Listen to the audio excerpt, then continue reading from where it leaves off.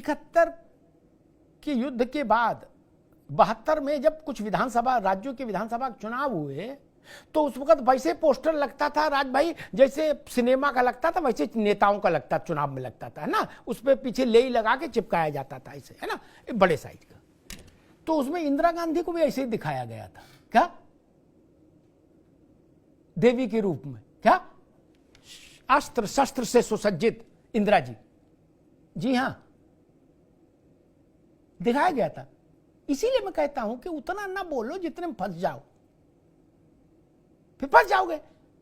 दिखाया गया था, वोट भी मांगा गया था, सारे काम हुए थे, भगवान का नाम लेके अच्छे से हुए थे, जीते भी थे आप,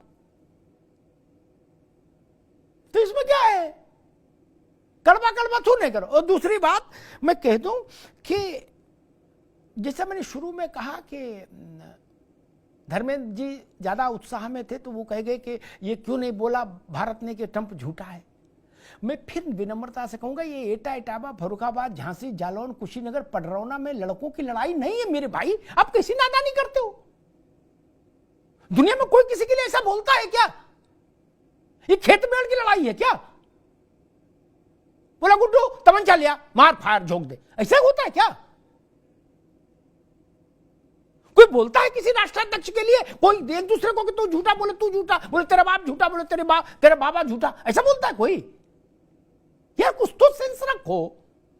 दूसरी बात, हम भारत सर के विदेश मंत्री ने कहा, भारत के रक्षा मंत्री ने कहा हमको स्वीकार्य नहीं। क्यों स्वीकार्य नहीं?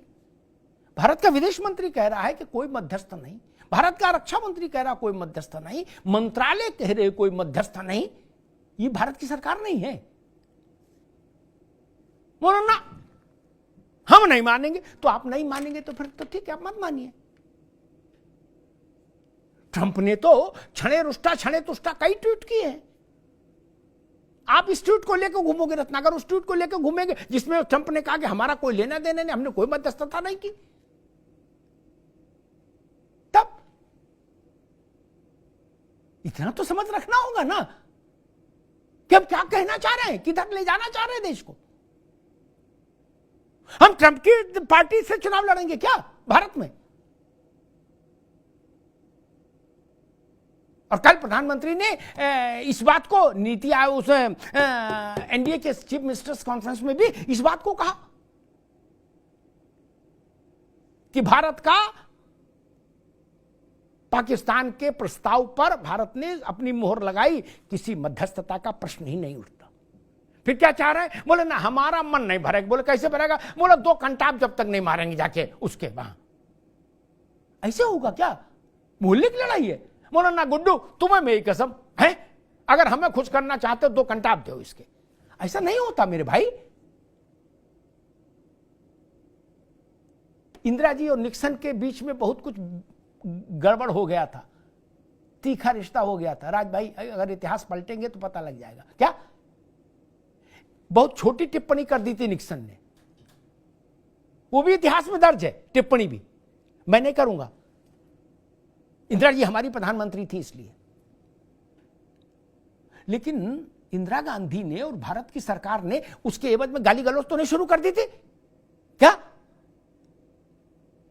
जैसे हम लोग इटावा में चौगुर्जी में गाली गलौज कर रहे हैं या जेवर में करते हैं या जो डग्गा मार बसों में जो गाली गलौज होती वो तो नहीं शुरू की थी ना, नहीं की थी ना। ये दुनिया में रहने का शिष्टाचार है मेरे भाई। जितने स्तर से खंडन होना था हो गया। आपको नहीं समझ में आ रहा तो इसमें क्या मत, फिर इसका तो कोई उपाय नहीं है। और मान लीजिए कल को धर्मेंद्र सिंह ही एक ट्वीट कर दें कि मैंने यूक्रेन को डांटा और रूस को डांटा, तो कौन रोक लेगा? इनकी मर्जी। राज भाई कह दे कि मैंने गांधी जी को भी डांटा था, तो कौन रोक लेगा? इनकी मर्जी। ट्वीट पे तो किसी को रोक है ही नहीं, मौज लो। ट्रंप तो कुछ भी कह रहे हैं और कितनी उनकी बात पर भरोसा हो, ये अमेरिका ही चिंतित है। लेकिन हम ट्रंप की नहीं सुनते, हम किसी की नहीं सुनते।